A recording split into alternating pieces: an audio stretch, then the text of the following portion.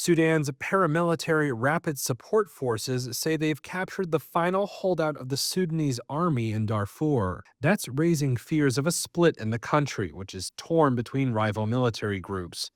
The capture of the city of Al-Fasher ends a brutal 18-month siege by the RSF. On Sunday, the group said it had taken over the local headquarters of Sudan's army. Since then, sources have said RSF fighters had detained fleeing civilians in nearby towns and villages. And on Monday, sources told Reuters the RSF had surrounded thousands of soldiers from the army. In a televised statement, Sudan's army chief said his forces, quote, assessed a need to retreat. Everyone has followed what happened in Al-Fasher. Certainly, the leadership there, including security, made assessments that they have to leave the city due to the systematic destruction and killing of civilians. We agreed with them to leave the city and go to a safe place so as to spare the rest of the citizens and the rest of the city from destruction. The RSF has been locked in a civil war with Sudan's army for more than 2.5 years. The two sides fell out over plans to integrate their forces during a transition towards democracy.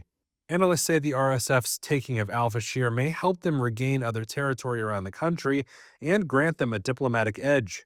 Alan Boswell is with the International Crisis Group in Nairobi.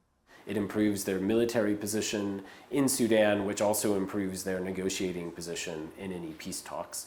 But I think the focus on Al-Fasher was for a number of strategic reasons, including the political leverage it would give them. So yes, because they now would control more of Sudan, it will probably increase their confidence at the negotiating table and harden their demands at the negotiating table.